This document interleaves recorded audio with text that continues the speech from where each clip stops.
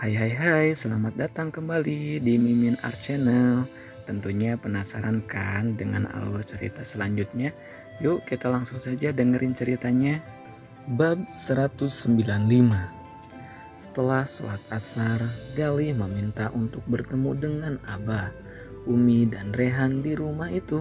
Kebetulan Rehan baru saja pulang bekerja. Sejak tadi ia bertanya-tanya tentang apa yang membuat Galih meminta waktu untuk bertemu. Assalamualaikum, Umi, Abah, Rehan. Galih membuka suara. Waalaikumsalam, Nak Galih, balas Abah. Sebelumnya saya minta maaf kalau kedatangan saya mengganggu. Ada hal penting yang perlu saya sampaikan kepada Abah dan keluarga. Dahi lelaki parubaya itu berkerut tipis. Soal apa, Nak? Sepertinya cukup gak penting. Ya Abah, kebetulan ini menyangkut Alfian. Saya perlu menyampaikan kebenarannya supaya fitnah yang beredar tentang saudara saya dijernihkan dan tidak melebar luas. Ucap Galih membuat Umi, Abah dan Rehan saling lirik. Rehan memandang ke arah Ihsan dengan penuh curiga. Apakah hal yang akan disampaikan oleh Galih ada hubungannya dengan lelaki itu? Ini tentang kejadian yang melibatkan Alfian dengan Melati beberapa hari yang lalu. Raut wajah ketiganya seketika berusaha serius. Ketegangan semakin mendominasi. Galih menggeser salinan hasil tes lab milik Alfian ke hadapan Rehan. Lelaki itu dengan cepat menyambar dan membaca keterangan yang tertera di sana. Kemudian meraih ponsel di mana terlihat rekaman CCTV di mana Ihsan telah terlihat memasukkan sesuatu ke dalam segelas air putih. Apa maksudnya ini, Nak?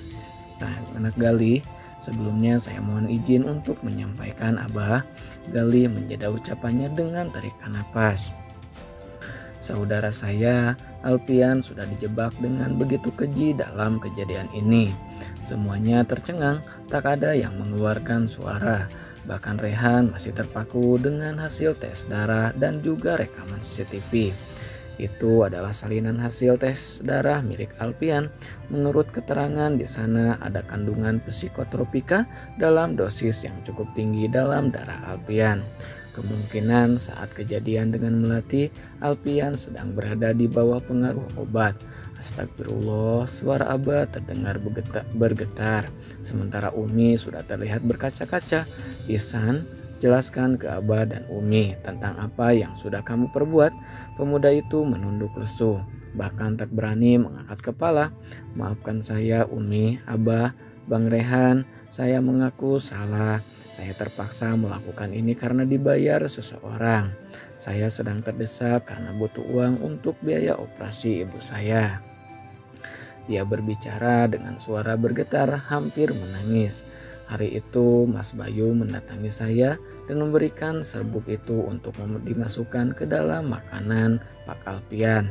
Saya dibayar 30 juta oleh Mas Bayu untuk melakukan itu. Astagfirullah, Ihsan seolah kehilangan kata-kata. Abahnya dapat berdecak mengusap dada berulang-ulang. Sementara Rehan sudah terlihat menahan amarah. Kedua tangan mengepal dan rahang mengetat. Kurang ajar kamu ya. Hendak bangkit untuk menyerang namun langkah Rehan tengah terhalang oleh Abah. Istighfar Rehan, sabar. Jangan gunakan kekerasan. Mau sabar bagaimana lagi Abah? Karena perbuatan dia Melati yang sudah membaik harus terguncang lagi mentalnya. Untuk saat itu kami cepat datang. Kalau tidak entah apa yang akan terjadi pada Melati. Bekik lelaki itu, namun Abah kembali membujuk. Maka itu sabar, duduk dulu. Melihat Abah dan Umi, Rehan berusaha menekan ledakan emosi yang memuncak. Rasanya ingin sekali ia hujamkan tinju kepada Ihsan yang telah menciptakan masalah baru dalam kehidupan mereka. Astagfirullah, berulang-ulang Rehan menggumamkan kalimat itu, menahan agar tidak lepas kendali demi menghargai kedua orang tuanya. Ihsan lantas membukukan badan dan berlutut di hadapan Umi dan Abah. Saya mohon maafkan saya Abah. Saya sama sekali tidak tahu apa niat Mas Bayu. Saya hanya disuruh memasukkan serbuk itu ke makanan atau minuman Pak Alfian. Saya juga tidak menyangka bahwa kejadiannya akan seperti ini. Padahal kamu ada malam itu saat kami semua mengadili Pak Alpian. Kamu ada saat kami semua mendesak Pak Alpian untuk bertanggung jawab. Tukik Rehan lagi membuat Ihsan kehilangan seluruh keberanian. Ihsan bungkam, tidak ada lagi kata yang keluar dari mulutnya. Selain isak tangis, bayang-bayang tembok penjara dan jeruji besi sudah terlintas dalam benak. Tolong ampuni saya benar-benar tidak tahu kalau akan seperti ini jadinya. Ucap pemuda itu penuh sesal, permintaan maaf kamu sudah terlambat. Seharusnya kamu sadar sejak awal dan mengakui semuanya. Sudah Rehan, jangan terlalu menghakimi. Yang penting sekarang kita sudah tahu kebenarannya. Nak Alpian sama sekali tidak bersalah. Iya Abah, maaf. Abah melirik Gali yang masih duduk dengan tenang. Nak Gali, untuk urusan ini Abah serahkan saja kepada Nak Gali dan Nak Alpian saja. Baik Abah, saya berencana akan ke kantor polisi untuk memberikan bukti-bukti ini. Kebetulan saya masih harus menemui Bayu untuk membicarakan sesuatu. Izinkan saya ikut, ucap Rehan. Saya harus tahu apa maksud Bayu melakukan semua ini. Boleh, balas Gali, lantas kembali melirik Abah. Selain itu, saya mau minta izin untuk membuat pertemuan dengan warga di sini malam ini. Setelah sholat isya, saya perlu membersihkan nama saudara saya yang sudah tercoreng oleh perbuatan orang-orang yang tidak bertanggung jawab. Silakan Nak Gali, Abah akan sampaikan nanti kepada tetangga sekitar. Terima kasih bantuannya Abah. Gali mengulas senyum. Kalau begitu sekarang kita ke kantor polisi saja, mumpung masih sore. Sambil menahan dada lelaki itu, Rehan mengembuskan napas. Darah terasa mendidih dalam nadi. Kejadian yang menimpa adik perempuannya seolah mengikis sisi manusianya. Mari kita duduk dulu, ajak Gali membuat lelaki itu segera menjatuhkan dirinya pada sebuah kursi. Melihat Ihsan ada di antara mereka, tentu saja Bayu sudah menebak bahwa ulahnya sudah ketahuan. Barang bukti sudah ada dan semua sudah mengarah kepada kamu. Sekarang tergantung kamu mau bekerja sama atau tidak. Kalau kamu kooperatif dan mengakui kejahatan kamu, mungkin saja hukuman kamu akan diringankan. Bayu membungkam setelah melihat bukti kejahatan terpampang nyata. Tak ada lagi pembelaan darinya. Saya melakukan semua skenario ini untuk menghancurkan Alpian Setio Darmawan. Karena dia saya harus mendekam di dalam penjara dan membuat ibu saya sakit dan akhirnya meninggal. Astagfirullah, jangan lupa kamu di penjara karena kesalahan kamu sendiri. Masih ingat saat kamu berusaha melecehkan Aileen?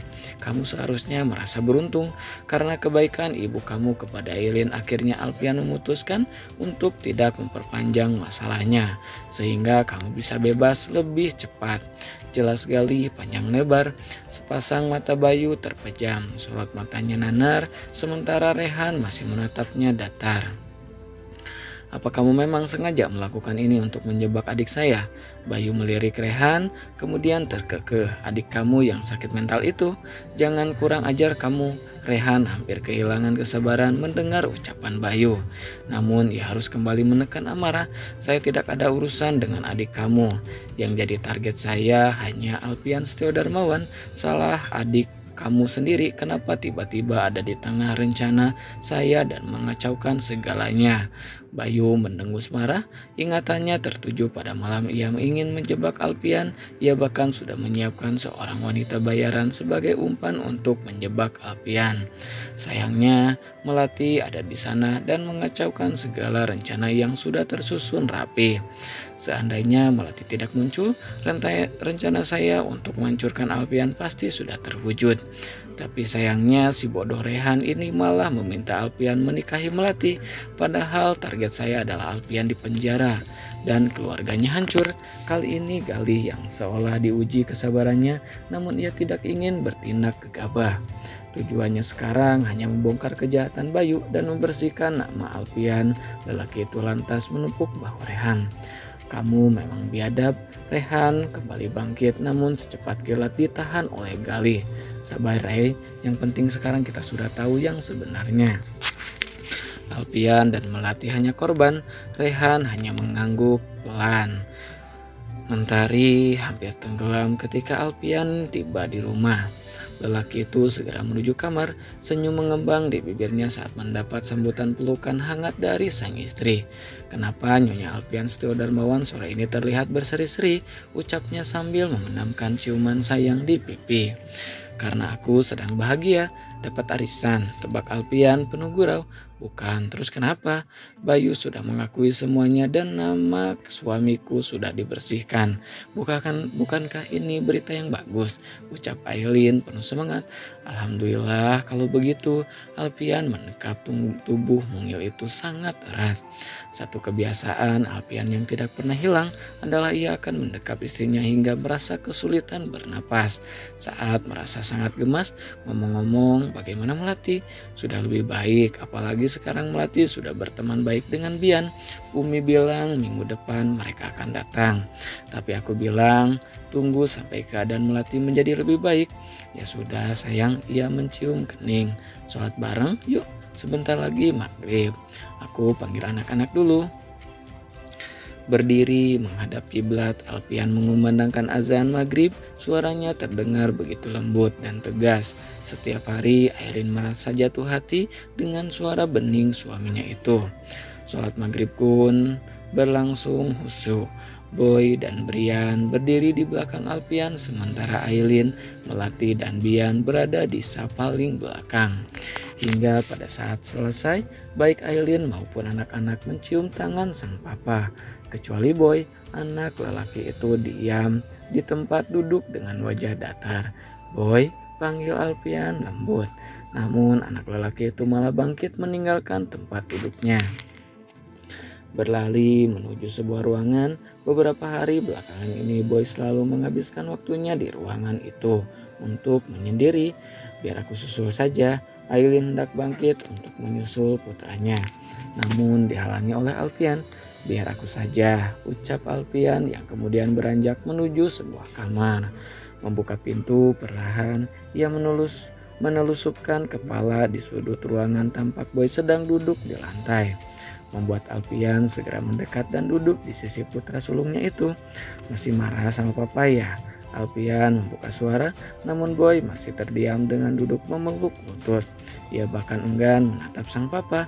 Melihat reaksi putranya, Alpian mengulas senyum tipis.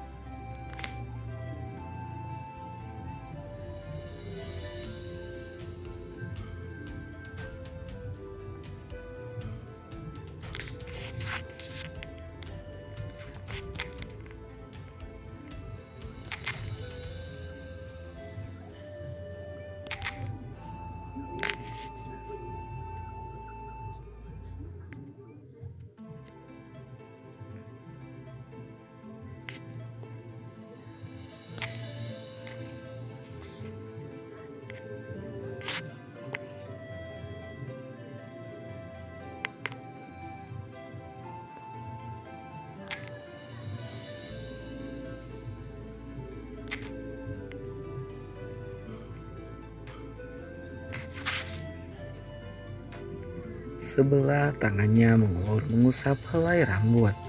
"Boy, dosa besar bagi seorang laki-laki adalah ketika dia tidak bertanggung jawab untuk kesalahan dan dosa yang dia lakukan." Tak ada sahutan, ia masih diam. Papa pernah melakukan dosa besar terhadap mama di masa lalu, dan bertanggung jawab adalah sebuah kewajiban. Masih acuh tak acuh, terkesan enggan mendengar apapun dari papa. Sebutan anak haram yang dilayangkan Bayu benar-benar melukai hatinya lebih dari apapun. Alpian dapat melihat kesedihan yang membalut wajah anak lelakinya. Sebuah bingkai foto ia raih dari atas meja, lalu menatapnya dalam-dalam. Sebuah foto yang diambil dari hari kelahiran Boy 10 tahun lalu, di mana tubuh kecilnya yang lemah sedang bersandar di dada sang papa untuk pertama kali. Papa minta maaf kalau membuat kamu sedih. Papa juga sedih. Mama, Bian, dan Brian pasti ikut sedih. Tapi kamu tetap akan jadi anak kebanggaan Papa. Bola mata anak lelaki itu mulai berkilat oleh cairan bening. Sebisa mungkin ia tahan agar tidak meleleh di pipi. Foto ini diambil di hari kelahiran kamu. Pertama kalinya Papa gendong kamu, ia mulai melirik meskipun kembali membuang muka, memaksa hatinya untuk tak peduli. Papa jahat, itu yang tertanam dalam hatinya.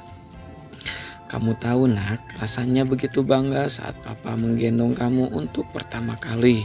Betapa bahagianya Papa saat pertama kali tubuh kecil kamu bersandar di dada Papa. Rasanya baru kemarin Papa menggendong bayi kecil yang lucu, menggantikan popok, memandikan kamu. Setiap hari rasanya Papa tidak sabar untuk pulang cepat karena untuk bisa melihat kamu. Kelopak mata Boy mengerjap bersamaan dengan cairan bening yang mengalir. Alpian menyetel TV dan menayangkan sebuah video penuh kenangan. Alpian sengaja membuat sebuah ruangan khusus berisi segala kenangan tentang anak-anaknya. Boy menatap ke layar televisi di mana sang papa mengajarinya berjalan untuk pertama kali, menggendongnya di malam hari saat sedang rewel karena sakit, tahu mandi bersama dalam sebuah bathtub dengan Boy yang menggunakan pelampung. Semua kenangan itu terangkum dalam sebuah video singkat berdurasi 15 menit. Sebuah video singkat yang mampu membuat Boy bercucuran air mata. Begitu banyak kenangan kebersamaan antara dirinya dengan papa. Itu video saat kamu berusia 4 tahun. Setiap sore kamu akan berlari menyambut papa saat baru pulang. Bawa stetoskop, mainan untuk periksa apa papa sehat atau tidak. Boy semakin terisak-isak. Setiap ucapan papa membuat hatinya tersayat. Papa minta maaf kalau sudah membuat kamu kecewa. Tapi meskipun begitu, bagi papa kamu adalah hadiah dari Allah yang berharga. Dan di dalam setiap doa papa selalu terselip nama kamu. Papa bangga memiliki kamu dan dia tidak pernah menyesali kelahiran kamu. Tak tahan Boy memendamkan diri dalam pelukan sang papa. Isak tangisnya memenuhi ruangan. Alpian mendekap tubuh kecil itu, mencium puncak kepala dan mengusap punggung. Maafin Boy pa, Boy sayang sama papa. Nah segitu dulu ya bab 195-nya. Mohon maaf buat kakak-kakak yang selalu stay tune ya, baru update lagi sepertinya di hari malam minggu dan hari minggu ya. Akan libur dulu untuk update-nya ya, karena ada kesibukan lain kakak ya. Tapi ketika waktu luang insya Allah ya, hari Sabtu Minggu pun update ya kalau lagi luang. Pokoknya makasih banyak buat kakak-kakak yang selalu stay tune. Jangan lupa di like, jangan lupa di subscribe juga ya yang baru bergabung. Bye bye.